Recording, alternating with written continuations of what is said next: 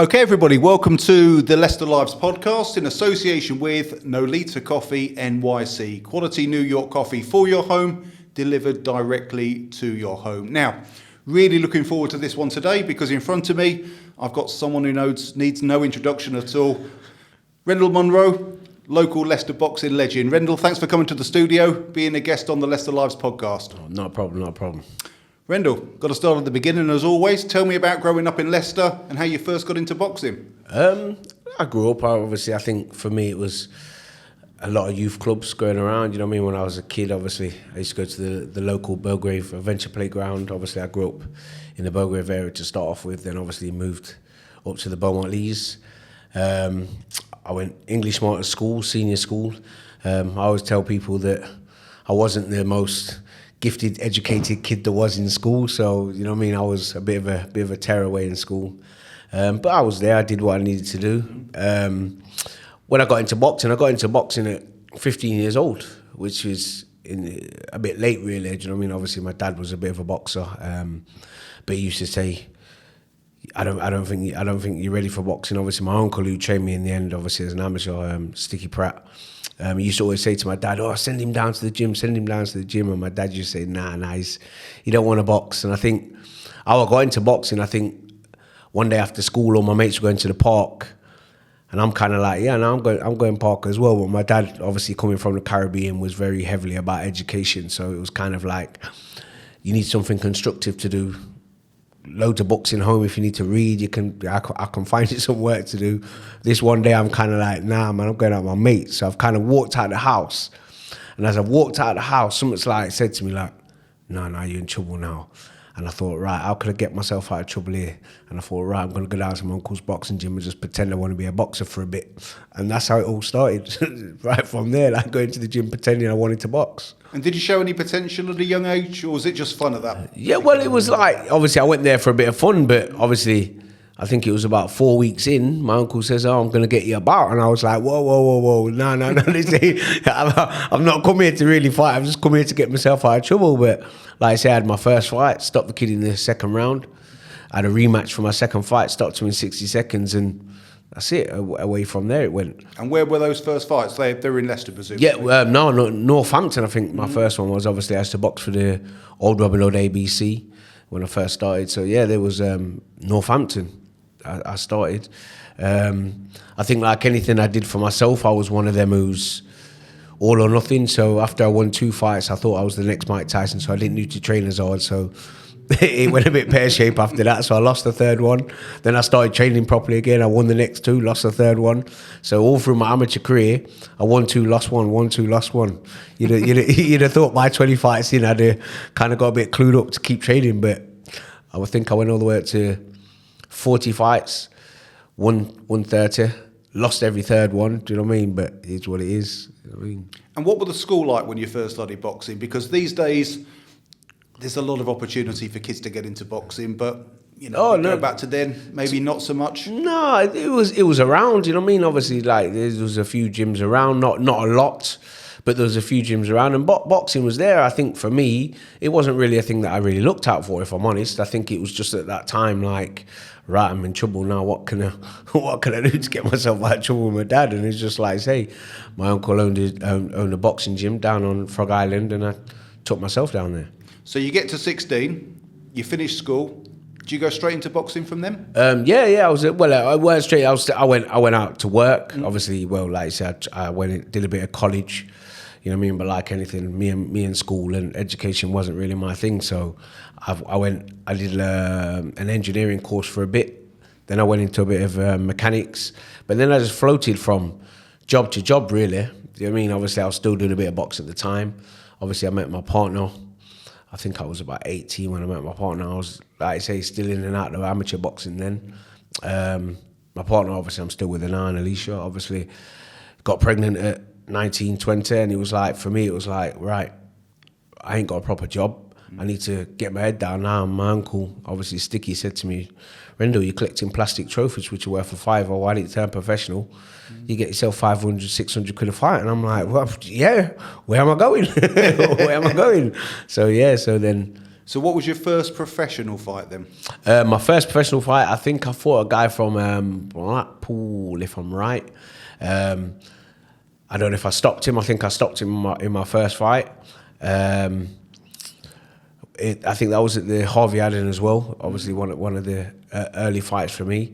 And then I think it was from there. Obviously, my uncle Sticky took me up to the Shinfields gym out in Alfreton, and it kind of led from there. Really, I think for me, even as in turning pro, I still think the mentality of being one of the best wasn't really there. I think it was a case of, right, I've got myself something to do. I'm keeping myself out of trouble. I'm earning a bit of money here and there. Do you know what I mean? And it was like, I think after sparring with a few of the big name lads from the gym, Nicky and Jason Booth, both British Commonwealth champions at the time, Joey Khalik, you know what I mean, world champion, Craig Spacey, England international, even Scott Haywood was very good at the time. I think as I started mixing with them, I started to get a bit of belief in myself, like, how good could I really be if I took it serious? Because I always say through my amateur career, I never really took it serious. It was just a thing I used to enjoy doing. So I think at that point, it just started to get a bit serious for me, you know what I mean? And then my dad used to say to me, look, stop thinking about the money, start thinking about belts. If you can win belts, the money will do the rest. And obviously you weren't lying, was it? Because then I just got my head down, started doing everything I needed to do, even right to the point I tell a lot of people that as a kid, I'd never eat salad. And then one day I said to my trainer, I go, mate, wait, but what do I need to do? And he goes, you got to eat salad. I was like, nah, I can't do that, you know. And he goes, well, if you want to be a champion, Rendall, you got to eat salad. So I forced myself to start eating salads and things like that. And like I say, it worked a treat because I went on to win quite a few belts. And how does it feel as a young kid to be signing a professional contract? Because it's a hell of an achievement at a young age, really. Yeah, well, like you say, I turned professional, I think at 23, I think I might have had my first fight. Do you know what I mean? By then, obviously, my lad, obviously, Tyler, he was 2, going on 3. So it was kind of one of them. I think, like, the highlights of you see, like, England internationals and people like that, Olympians, I think for them it's a bit different because when they're signing a contract, they're paid. You come and sign with me, we'll pay you this. Whereas for me, it was kind of like, I'm going there to a manager to say, look, I want to fight. And he's like, right, yeah, let's see what you're about. Let's take you to the boxing board, go see the boxing board, see what they say. And he's like, right, yep, your amateur record's all right. You just got to go and get your medicals done now. So then, like you say, at the time, medicals were about £600 at the time. But then you're forking all this out for yourself. Obviously, even for me, I couldn't even afford to pay for one of them. So my manager paid it. And every time I boxed, I used to pay him a little bit of money back every time I boxed. So, you know what I mean? Even for that side of things, it was going there, try and earn a little bit of a coin for myself. And then, like I say, as soon as I started taking it a bit serious and started dedicating my time and my efforts into it, I mean, things started to turn well. And is it difficult at 23 years of age to have that discipline, if you like? Because we all know what people are doing at 23. You're going out, you're mixing. You know what? I always say for me, I think I'm a firm believer that everything happens for a reason. And I think for me, having a baby at a young age was that fix up yourself, Rendall. You know what I mean? You got a mouth to provide for now. You got a girlfriend, you got a house.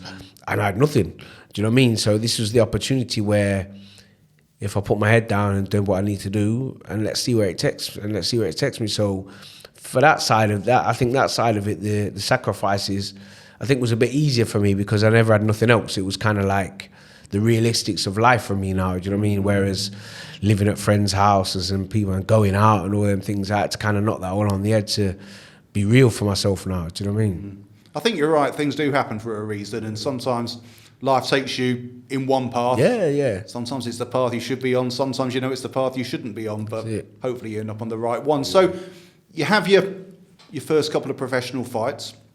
You then start to think, well, let's go for the belts. When do you first start to think this? Really, I think it was a case of, like, the lads I was fighting, I was beating, there was all at a higher weight. And my team was like, look, we need to start thinking bigger and better things. I think the biggest, I won't say upset, but the biggest believer for me was I got offered the Andy Morris fight, short notice, at the weight above for the British title.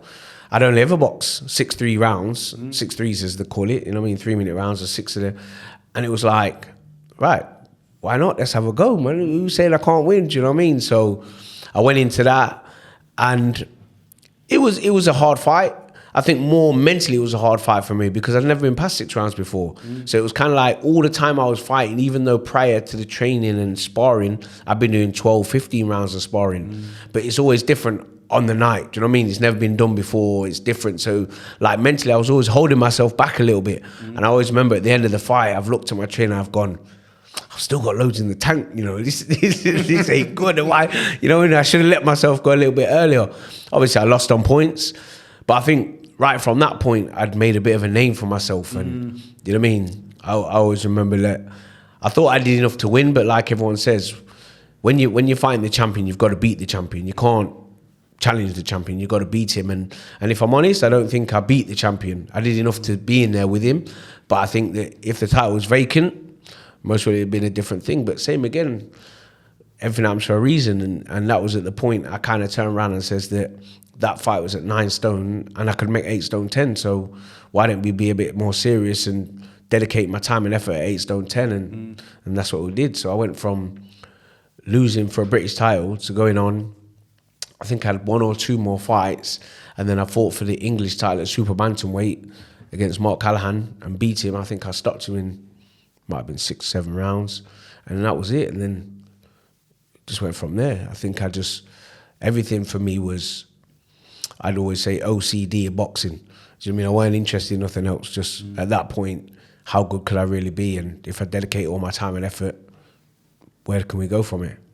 And when you have that first loss, particularly as a pro, like you said, you fight the champion, you don't beat the champion, you must have felt pretty low the next day. I mean, you can see the positive maybe a few days later. Yeah, don't get me wrong, I felt a little bit gutted, but in my own mind, all I kept saying to myself was, look, I've been in with someone. Like I say, Andy Morris was an England international. He was a Commonwealth Games medalist. You know what I mean? He was the British champion. You know what I mean? When you look at experience-wise, what he brought to the table, not what I brought to the table, to get in the mix there for me, and all I kept saying to myself was, I'm an 8 stone 10 fighter. I've just been in there, mixed it with him 12 rounds against a guy who's coming from an amateur boxing scene of an England international, a Commonwealth Games medalist, a British champion. I'm ready for this now. Do you know what I mean? And to be fair, I think I showed at what level I was because it took me 12 months to get another fight because no one would fight me. So, you know what I mean? I think it proved that where I was and the opportunities were out there. It was just a case of when the opportunity came that I needed to make sure I took it. And when you have a long period of time between fights, like you just mentioned, still easy to keep the discipline? Yeah. Or is there temptation? Yeah, no. For me, it was like, I think that was the knock for me was like, how good am I really? You know what I mean? Go back to the drawing board. Let's work on things. You know what I mean? I think that's where sometimes some fighters kind of lose the way a bit because they're doing nothing, they're nowhere. Oh, I can have a bit of time off. I can start eating this. I can start having a bit of partying. Whereas for me, it was like, no, I'm on this. I know I can do this. Do you know what I mean? Working on a few things, sparring. You know what I mean? Sparring with all the top lads in the gym. You know what I mean? I never took nothing negative from the sparring. It was always positive. How could I better myself? And I think it proved that. Do you know what I mean? Moving forward. And when did you first start to notice that the local people of Leicester were sort of noticing your career outside of what I would call boxing circles? Because I think for me it was a case of winning an English title. I think that was more or less the start. I think really because I was one of these who like kind of kept myself to myself. I wasn't a lad that went with the local lads down to the pub and things like that. So it was just, I kept myself to myself really. Do you know what I mean? I think what also worked for me, I think I turned professional at the same time as Martin Conception, another England international lad, obviously from Leicester, won the ABAs. And I think me and him turned pro at the same time. And I think what worked for me was a lot of the times when there was a clipping in the paper, because we fought more or less at the same time. When there was a bit of a clip in the local Leicester Mercury, there'd be a big spread on Martin Conception. I remember, yeah. And this little bit of Rendall Munroe. Do you know what I mean? Big spread of Martin Conception, a little bit. And I think that worked for me because I always say that sometimes when people are not watching you coming through, they're watching something else. And then you just appear out of nowhere and everyone's kind of like, whoa, where's this kid just come from? So I look at it as in, no one was picking up the little mistakes I was making because they weren't interested in me at the time. They was interested in Martin Conception. So while he was out there and people were nitpicking him and saying, oh yeah, he's this good, he can punch, he can do this, but this is his mistake. Nobody was talking about Rendall. Nobody, you know what I mean? So I could go out there, make my little mistakes and correct them before anyone kind of seen. So when I kind of came on the scene as in Rendall Munroe's fighting for an English title, you kind of got people like, oh, well, where's this guy come from? You know what I mean? Not considering that I've been going in the papers for weeks like everybody else, you know what I mean? But, you know what I mean? And then to go out there and win an English title and then bam, I'm on the big page of the Leicester Mercury now and everyone's like, who's this kid? Do you know what I mean? And then from there, I think that was like the start of where it came. And then it was a kind of a big, like, massive hype, really. I think the next fight after that was the big hype for me. I think Kiko Martinez, you know what I mean? There was a talk of him wanting a mandatory defence of his European title because he just knocked out Bernard Dunn in the first round. And same again, Bernard Dunn was predicted to be a world champion, the next big thing from Ireland. And then by his own mistake, he picked Rendall Munroe as a mandatory, you know what I mean? And for me, it was kind of like my opportunity. Everything here was in my opportunity. And even to the point of, I always remember I was getting phone calls off reporters and things like that. Should you be fighting this kid? You seen how good this kid is? He's done this, he's knocked this out, he's knocked that out. And I say, yeah, but he ain't knocked out Rendall Munroe yet. You know what I mean? Rendall Munroe's going to be doing the knocking out. You know what I mean? So, and that's what it was. And I think all the hype started to come and, do you know what I mean? Everything was like flipping heck. Do you know what I mean? It was kind of, who's this kid? And I always remember, right in the early days, I've never been a man for the bookies, but I had a friend ring me up, and I'd just been to the scales, so we've had the head-to-head with Martinez, and I've got off the scales, and as soon as I got off the scales, I said to my coach, I said, you know what, I can beat this kid, you know, there's something about it, I know I can beat this kid. So then I've got a phone call, come off the scales. One of my friends just rang me up, says, Rendall, can't believe what's going on at the bookies. I'm like, what do you mean? He's going, 9-1 at the bookies, 9-1. I'm like, I ain't got a clue, what's that mean? He goes, trust me, Rendall, that's sort of serious money. So I'm like, all right then, whatever, man. So then my cousin's rang me up and he's gone, have you seen the bookies, Rendall? I'm like, I don't know, you lot ringing me up about bookies. Well, I don't understand what it is. So he's gone, mate, 9-1, you know, Rendall, 9-1. So I'm like, oh. So we have this little walk after the scales and that. I've always got this little thing where me and my coach would have a little walk about. Anyway, so we've walked by bookies. So I said to him, come, let's go in there and see what they say anyway. So we've gone in and he's gone. I says, obviously I don't know about bookies, mate, but everyone keeps ringing me up saying me about this fight, what's happening tomorrow. So obviously we're in Nottingham, obviously I'm there.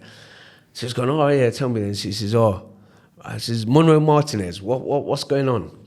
So he's put it on the screen and he's gone, right, 9-1. No, wait there. He's gone 7-1 now. So I'm like, well, what's going on there then? He goes, someone must be putting a lot of money on this Munroe kid because the odds have gone down. So he's gone, so I goes, what's that mean anyway? Because I don't understand what bookies mean. He goes, well, you put a pound on and every pound you put on, you make £7 plus your pound back.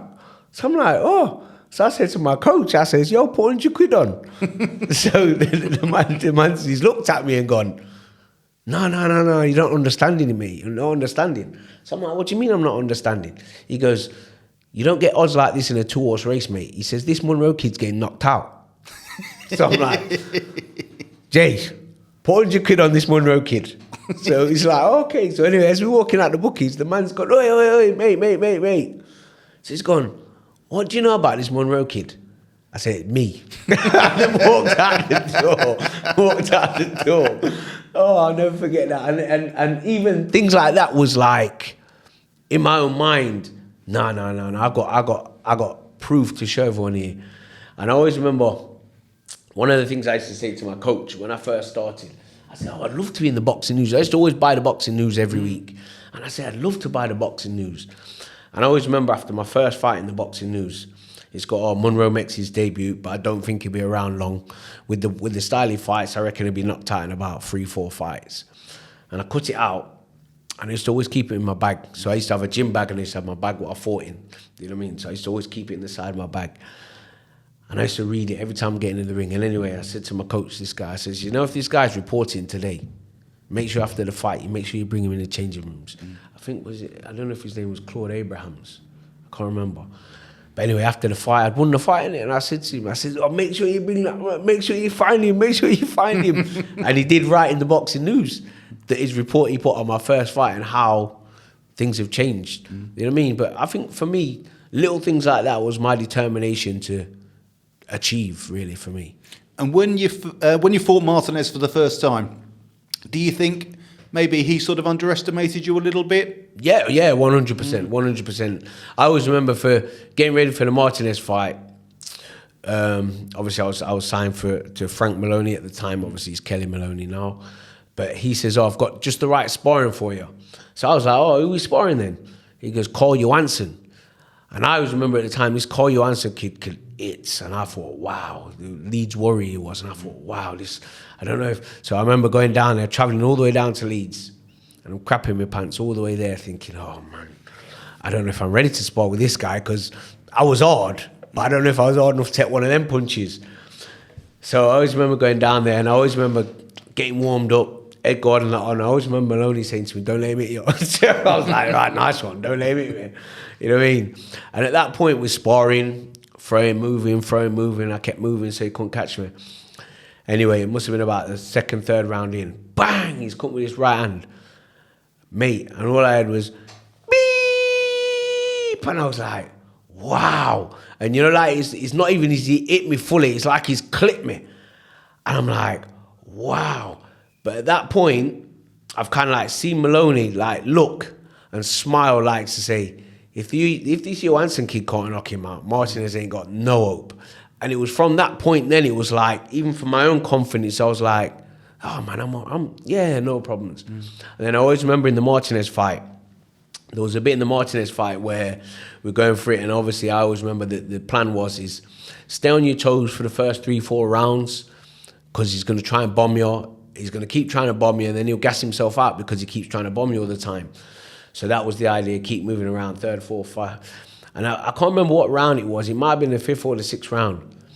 But he's hit me with a big right hand. And then I've kind of like smiled at him and gone, well, if that's the best you got, mate, I ain't got no problems. And I always remember watching it again, watching the rerun of it on Sky. And I always remember the commentators going, yeah, Munroe's on his toes. Whoa! Martinez has just hit him with a proper right hand. And Munroe's just smiled at him. And it was, I think in the fight, it was that point there where it was like, he can't hurt me. And then you see the fight change then, because then I put it on him now, like to say, yeah, man, you ain't got nothing to worry about. And I think for me, that was the time when everything changed for me. Do you know what I mean? I'd just been in there with this next superstar who's knocking out a superstar, and you know what I mean? And then that was it.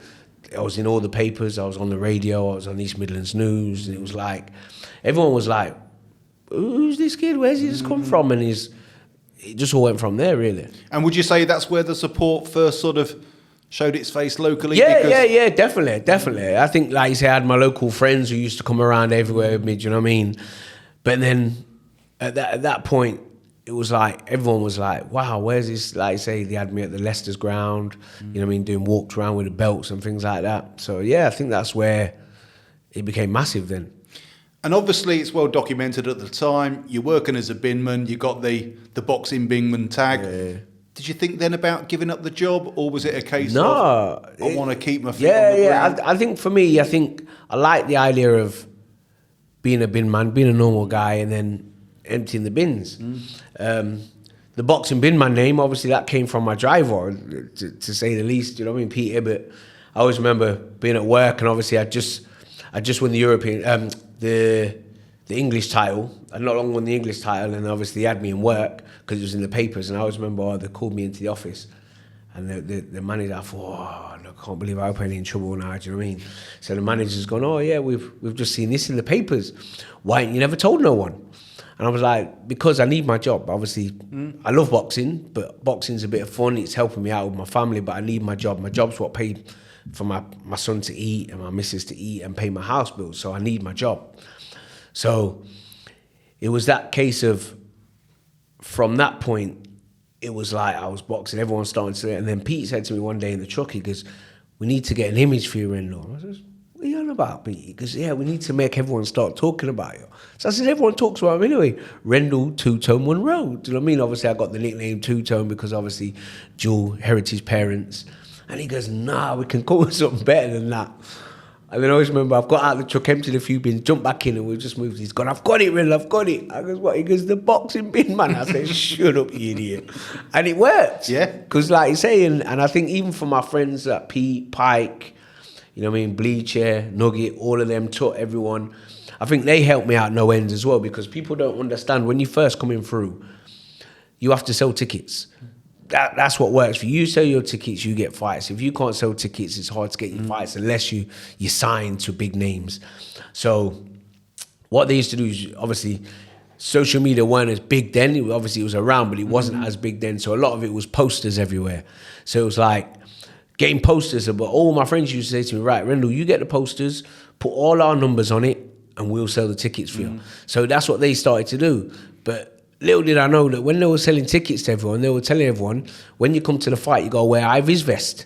So that's why when everyone used to be at the fights, everyone had Ivy's vest on, because they said, "Look, this is the image Rendall's got. This is what we need everyone to do." So they were the lads who kind of got everyone on it. Like you say, everyone's got to wear Ivy's vest. So I always say to a lot of people, it's nice hearing people shout your name and know that people, but when you see the vision of the Ivy's vest everywhere, you know they're for you. They're there for nobody else but you. Do you know what I mean?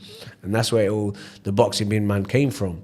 As for giving up work, I think I liked the idea of being able to take a break from work and then go back to boxing. Being able to, you know what I mean? It was kind of that thing.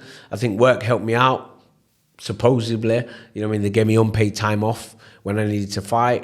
You know what I mean? So it wasn't really till I was going to Japan that my team basically said to me, "Look, you need to dedicate more of your time to the boxing now and less to work." And I'm like, "But I don't really want to give up work." And they were like, no, we're going to get you a sponsor so you can give up work. The sponsor fell a bit pear-shaped for me as well, but it is what it is. You know what I mean? Like I say, everything happens for a reason. So I always remember taking a letter into work saying, "Look, I don't want to have to give up my job, but look, I've been advised to give up my job now and dedicate more of my time to boxing." If I'm honest, I think that was the worst mistake I ever did, because I think boxing became more of a chore, a job, rather than fun and a hobby. Do you know what I mean? Because whereas before it was like, don't get me wrong, what I was earning from boxing was a good bit of money, but it was kind of that case of that went away. Everything I boxed for went away. Obviously, treated the family and that, and we'd have a bit of a good time with a bit of the money, but a lot of it went away, put away into savings, because what I earned from the bins was my money, and I kind of kept it like that, as in I've been able to live so long on living on this dustbin man money that why do I need to change? Just because I'm making money now, I don't need to go and start splashing out on this and that. So a lot of the money I saved, and I think for me, I think that's when boxing felt like it was a job. So it was kind of crushing me, if you get what I mean. Everything was like, "Oh yeah, you're training for a fight, you're training for a fight." When I've got no fight, I'm sitting at home bored. You know what I mean? All my mates are going work. I'm like, well, what do I do then? Do you know what I mean? So for me, I think giving up work weren't the best thing for me mentally. Just go back to the Martinez fight. So what happens afterwards? Your profile's suddenly now gone through the roof. Yeah. What happens next? Well, it's like you say, I'm just walking around the streets. Everyone's like, "Oh, Rendall Munroe, can I have a photo? Can I have this? Can I have that?" But I think for me, it was kind of like, I just kind of tried to keep myself as myself. Obviously, I boxed on the Friday. I went back work on the Tuesday. The only reason I didn't go work on the Mondays because we didn't work Mondays. We only worked Tuesday to Friday. So it was kind of like, then all the talk was all the hype of where you're going next. And it was like the next fight, get ready for the next fight again. Do you know what I mean? So that was it. I think from that point of winning the European title was, you're somebody, like, you're classed as one of the top in the world. Do you know what I mean? I always remember talking to Steve Collins one time. I think I went to a club opening with Steve Collins, and someone says, "Oh yeah, Steve Collins is in there, he's got his belt and everything like that." And obviously at the time I'm European champion. I'm like, he's got a world title, man. I'm leaving my belt in the car, man. I ain't bringing my belt out when he's got that. Do you know what I mean? So I remember going there and he's like, how are you? I says, yo, mate. And then he come over and says, where's your belt? I said, it's in the car. I said, I can't compete with you. He says, let me tell you something, kid. To win a European title, it's harder to win a European title than it is to win a world title. So you need to go to your car, get your belt out and feel proud of it. And from that point, it was like, you know what? No, I am. This is me. Do you know what I mean? So I think understanding then that how great it was to be European champion, I'd bypassed British Commonwealth and went straight for a European champion, a European title. So basically, I think for me, it showed my qualities and what I was about. And I think a lot of people started talking then that Rendall's bypassed that and gone straight to a European title and beat an undefeated fighter who's just knocked out the next superstar. Do you know what I mean? So I think for me, all the hype came from there. So when did the first talk of a world title fight start? I think I had 7 European defences. I was slowly going up the world rankings. At one point, there was talk about me fighting Steve Molitor from Canada for the IBF, but he wouldn't fight me. So I think the next thing is I've got to get myself in a mandatory position because no one would take me as a voluntary now because obviously I've proved myself too good. Obviously, I've gone on and beat Martinez for a second time, and if I'm honest, I think the ref should have stopped it. I think he was looking out for him, but it is what it is. So it was a case of I need to get myself in a mandatory position. I fought, what was his name? I remember his name in a minute. A guy from, I can't even remember now. But he was my hardest fight. It was meant to be a world title eliminator and a European defence. Simeon Modratu. It was, and for me, that was my hardest fight by a mile. Even in my whole career, it was my hardest fight. He just lost for a world title. He was former European champion, and it was a world title eliminator and a European defence for myself. I went on and I won it in a hard fight for myself. I think that was the first time I took myself to the Royal Infirmary after a fight because one of the things I used to have, all my close friends, we used to have this little celebration thing where after the fight, we used to go to a cafe on Narber Road and have a little breakfast after every fight. That was kind of a tradition for us, and I always remember going to the cafe this time round. And I sat there and the lads were like, hey, you eating now? I said, I can't, my jaw's hurting. So I took myself down to the Royal just to make sure everything's all right. And even then, it was nice to know that I've walked in, and as I've walked in, everyone's like, he was on telly last night. You can hear people like, I was like, I was on telly last night. You know what I mean? So, but yeah, they says, oh, nothing, it's just, you've just been punched on it a few times by the looks of it. So, yeah, so at that, then they told me I had to have another world title eliminator, which I don't see why I had one before, and then I've had to have another one. But then I fought Victor Terrazas, the Coventry Ice Arena, and they basically said, you win this, you fight for a world title next because you're mandatory challenger after you win this. And obviously I went on and stopped Terrazas. So at that point, I'm now European champion. I'd won the Commonwealth title as well at the same time, in a fight before, and I'm now mandatory, classed as #1 in the world. There's only the champion to fight. So it was that point there where I got the chance to get a chance to win the dream. Do you know what I mean? Obviously, the chance of fighting for a world title obviously was a bit harsh because obviously I had to go all the way over to Japan to fight for a world title. But like any fighters do, I'll fight in anyone's backyard, I'll fight anywhere you want, let's get on with it, do you know what I mean? So yeah, so that was the point of, you're now going to fight for a world title. And how confident were you going into, before you go to Japan, because I'll speak about when you're actually in Japan in a second, but before you went to Japan, how confident were you that you could come home with I'm confident. Like you say, you don't get to fight for world titles if you don't believe you're good enough. Do you know what I mean? For me, I'm there. I think one of the things I learned about, even like now, obviously as a coach for fighters now, is sometimes you need to take that bit more of an interest into your own career rather than just leaving everything to everybody else. Because I think at the time they told me that if I want to fight for a world title, I had to vacate my European and Commonwealth titles at the time to fight. Well, I'm a fighter. I'm going there to win. I'm not going there to lose. So yeah, I'll vacate them because I want to go on. But I kind of look at it and go, should I have vacated it? Not really. I should have kind of kept hold of them and said, look, after this fight, we can decide from there whether I vacate them or whether I keep them. Do you know what I mean? So for me, that was a big learning curve. So you get over to Japan. How long before the fight do you fly over? I don't think it was long. I think it was about 5 weeks, 6 weeks. I can't even remember. It wasn't long. I think, but to be fair, I didn't suffer with no jet lag or nothing or anything like that really until I'd say mostly.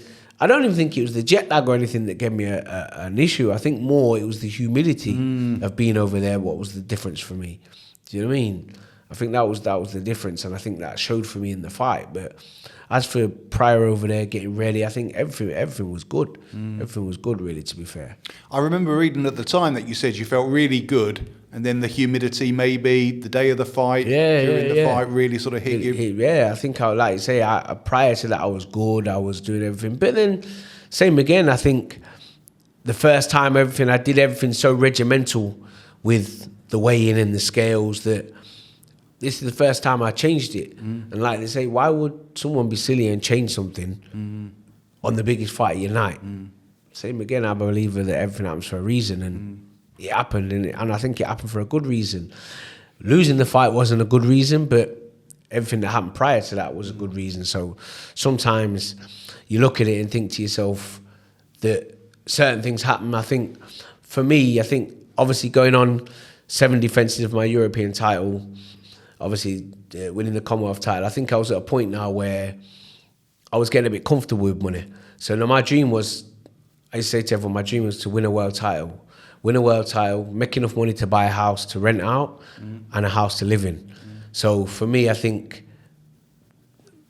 ambitions changed. And I think that, like, fast forwarding to where I'm going now, I don't want to go too far too quick, but I think losing in Japan made what's happening for me now so much more positive and better for myself. I think that if I'd have gone on and won in Japan, I think even with one defence, win or lose, I think I'd have gone forward with the idea what I wanted to do to be able to buy a house to rent and a house to live in. And I think there was, like I keep saying, I'm a believer that everything's for a reason. I think that the man upstairs had more for me than just to win a house and sit at home and get fat.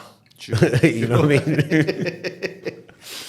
So after that fight, how do you feel? Because you must have been absolutely destroyed. Oh, I was gutted. I think more so that I lost not because I wasn't good enough to win. I think it was like, say, the humidity took over, and like you say, I always remember in about the 5th, 6th round, in all my fights, you see that I kind of like raise the tempo as we go along. And I always remember coming back in, I'm sure it was the 5th or 6th round, and sitting down on the stool. And then Jay's gone to me, we're ready now, we're ready to turn it up. And I'm like, I'm ready. I says, I'm good. As I've stood up, I felt my calves get really tight, felt like a bit of a ripping pain in both of them. And I think for me, it was like, I went out there and I'm like, well, what's going on? And I felt like I was this half a second behind all the time. And I always remember coming back to the corner and looking at Jay and going, I'm going to struggle to win, but he ain't going to stop me, And it was that determination just to keep going and going and going. And I think for me, it was that, I felt that half a second off, It was weird because it's like I seen the shot, but by the time I'd done anything about it, it's gone. Do you know what I mean? And I think at that level, they'll always say to you, it's like a sprinter. You know what I mean? You can lose a race in 0.1 second. And that's what it felt like when you're boxing. When you're boxing at that level, 0.1 second is you miss 2-3 punches. Do you know what I mean? And that's what it felt like for me in the fight. I always remember after the fight, obviously, because of the drugs testing, you used to have a urine test done after. And I couldn't go toilet. I just couldn't go toilet. And it must have been about an hour later, I've managed to go toilet. I'm in the change room drinking water.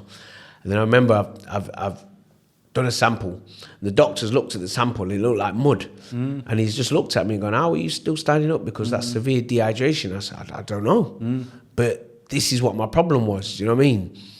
But like I say, it was one of them things. And I was a bit crushed at the time.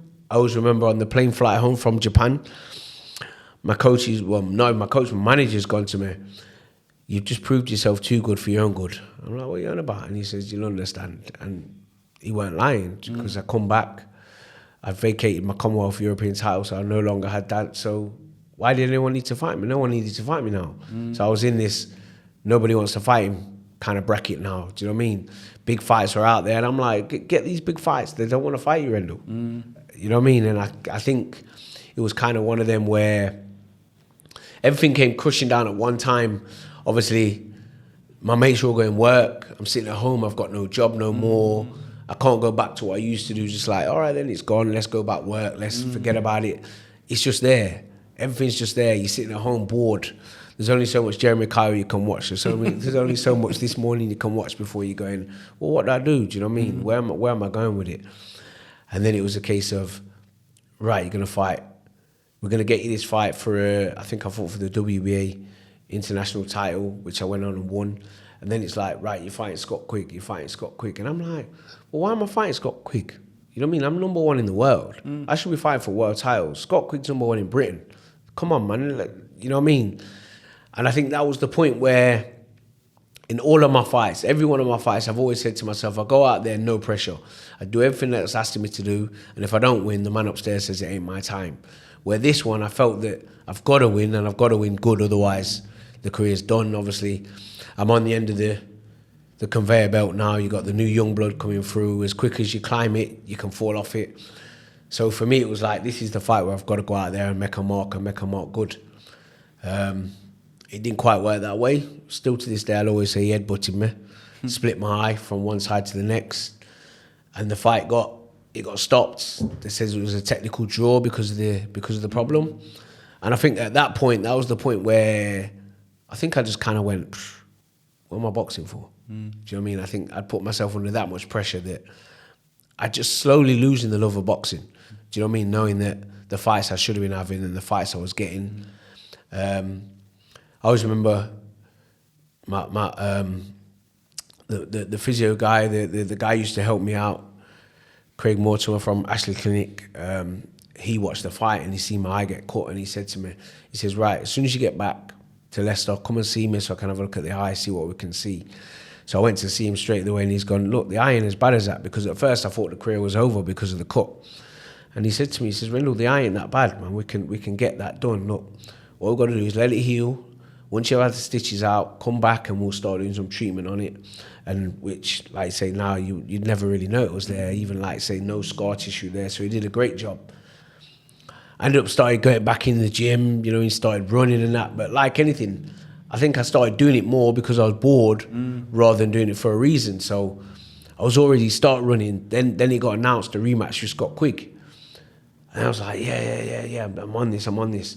So then, like, training went from 0 to 100 real quick. You know what I mean? And if I'm honest, too quick at the time. So I always remember as I started getting ready, Jay McDonald started to come to the gym and wanted some sparring because he was getting ready for a world title fight. I was doing 12 rounds with him, 10, 12 weeks before my fight. And I always remember my trainer says, Rendall, that's not good. I'm like, what do you mean I'm fit? I'm ready. He goes, no. You're too early, man. 10, 12 weeks of doing 12 rounders, that's not good. We've still got how many weeks prior to it? And he weren't lying, because when I came to the rematch, I couldn't make weight. I've never ever had a problem making weight. I couldn't make weight. And I always remember that I've had to get on the scales naked, and I was on the 8 stone 10 limit. I've never been that bad at making weight before. And I think that was all because of prior, you know, doing it. Obviously, I went on to lose to Quigg. I'll always tell people that I never lost because I wasn't good enough. I think I just lost because I just drained myself to try and make weight. And I know I overtrained myself. You know what I mean? I had a bit of a retirement spell where I went away and then I came back. But I came back 2 weights heavier. And I says, look, I want to come back, but I want to come back and I want to be a heavier 8 stone 10. I've been doing 8 stone 10 since I was 15 years old. I'm 30 years old now. I can't keep doing 8 stone 10. It's too much.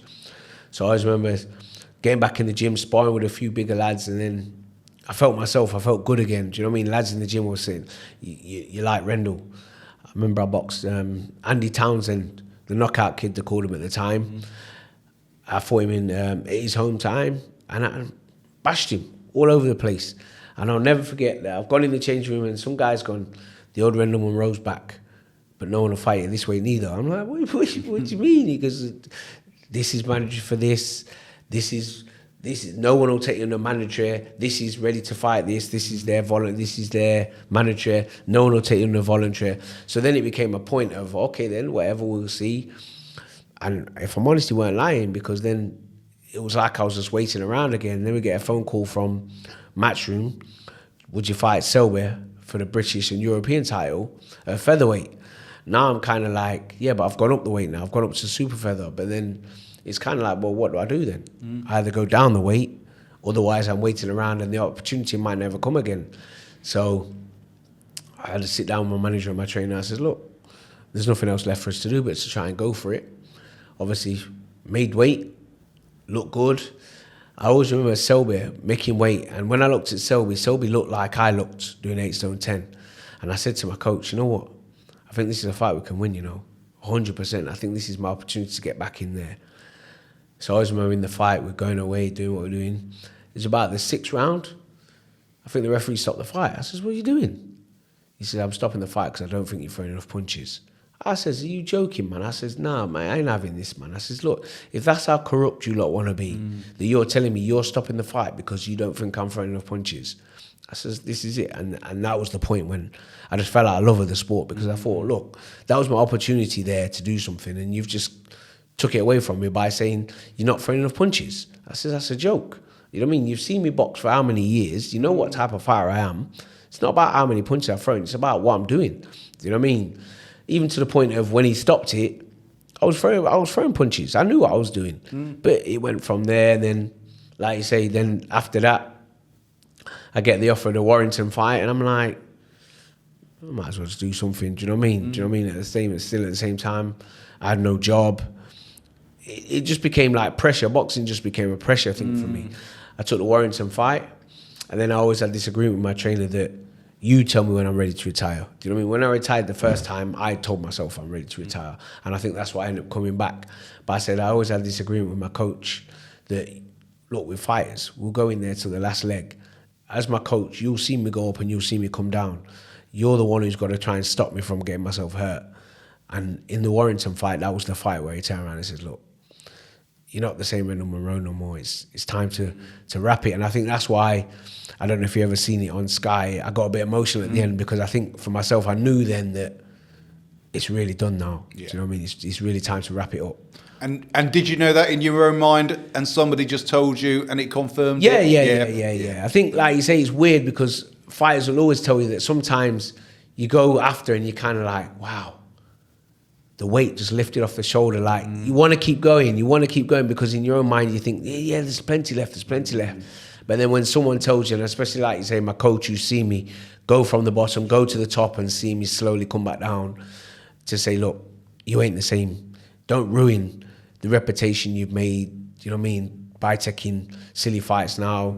I wasn't silly with the money. I put the money away, so it wasn't a case of I need to keep fighting because I need money, because I didn't. Do you know what I mean? So at that point, that was the case for me. Do you know what I mean?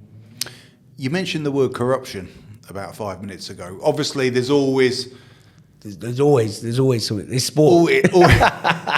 Always controversy with boxing and corruption. Did you come across much corruption, would you say? No. I think for me, that was the one where I kind of turned around and says, nah, man, this ain't right, man. You can't stop the fight by saying I've not thrown enough punches.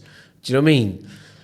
For me, like you say, being in there for that long and being in there with fighters and even stopping fighters, the amount of punches I've hit fighters with before the referees even come in and said, that's enough now. Do you know what I mean? And you kind of go that I've been in the game long enough. Referees have seen the way I fight long enough to know, say that I'm a fighter that takes a few shots, but it is what it is. You know what I mean? And for me, I think that was the point where I just lost the love of sport after that. You know what I mean? I've not a sport of boxing. You know what I mean? So you retire for the second and the final time. Yeah. Day one as a civilian. What do you think then? What are you going to do?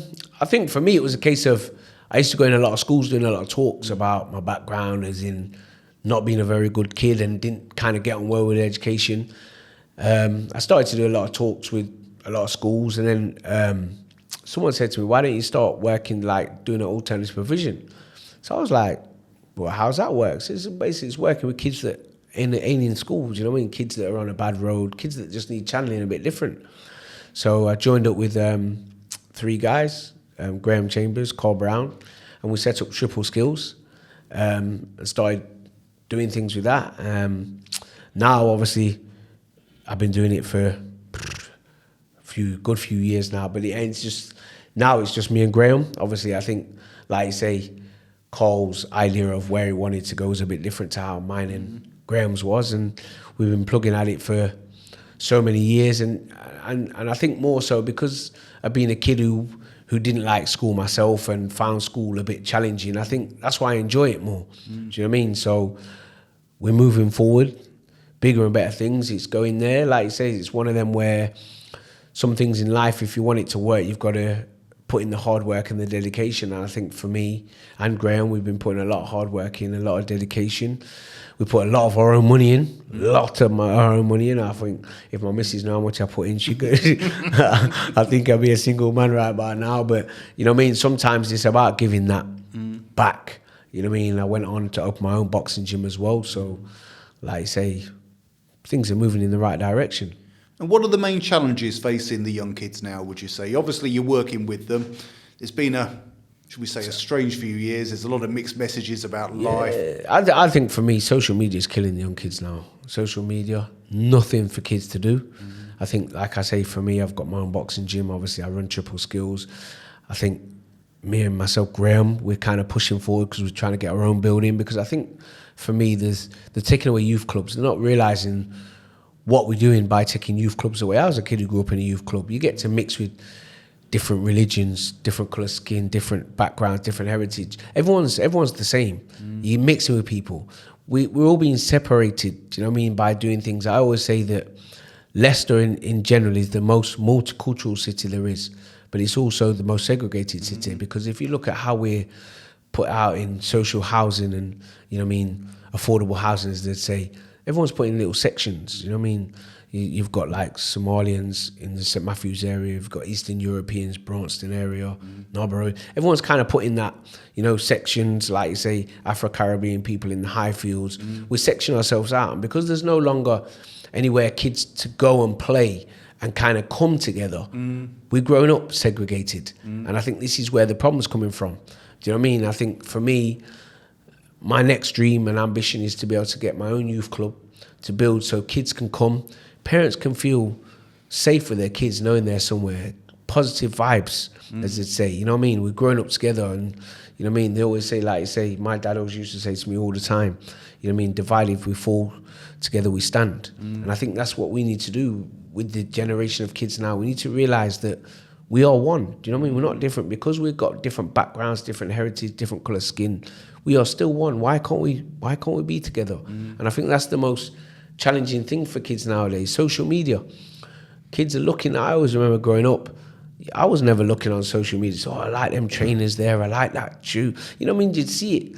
You go time with your parents, and there's nice coat in the window. Christmas would come. You get a nice coat, nice trainers. Now it's like kids are looking at these things. Oh yeah, I want that. How can I get that? They're not realising. Then you've got someone who's into the crime side of things. Oh, you like that? Yeah. Right. I tell you what, do this, and I'll give you that. And they're not realising the problem they're getting themselves in. Do you know what I mean? It's one of them things with the drugs and things like that. It's crazy. I think it's crazy for kids nowadays. And for me, I always say, like I was saying to you earlier, that I believe that everything's done for a reason for me. And I think me winning a world title, having a house and just getting home, thinking about myself and my own family, I think the man upstairs wanted more than that for me. And I think that's the reason I always say to myself why I didn't become a world champion. Because now working with the kids, running my own boxing gym, is one of the reasons why I think I didn't become a world champion. Do you know what I mean? And as crazy as it is, I always say to a lot of people that the dream was to become a world champion, have a house to rent, have a house to live in. Do you know what I mean? Well, I've got that now. I'm doing that. I've got a house to live in and I've got a house to rent, but I'm helping the community, and I think that's what I'm here to do. Do you know what I mean? As a young lad who's grown up, you know what I mean, not with a lot of stuff, you know what I mean, and gone through a few hard roads of growing up in life and understanding that there's wrongs and rights, and even like education wise, you know what I mean? Yes, I found school hard. I struggled to cope with it, but you know what I mean, I still pushed on through, and I always say to some people that some people are inspirations in people's lives. You know what I mean? I always say one of the biggest statements I use is the man upstairs gives his hardest wars to his strongest soldiers. So if you're finding life hard, believe in yourself because you've been picked to be an inspiration for someone. You know what I mean? Well, Rendall, it's been an absolute pleasure to have you in the studio today. And I think some of those messages you said at the end there are going to resonate with a lot of people. Certainly, I agree with an awful lot of what you've got to say today. So thank you. Thanks ever so much for coming along, and Thank you. all the best for the future. Nice one. Thank you Thanks, very much. Rendall.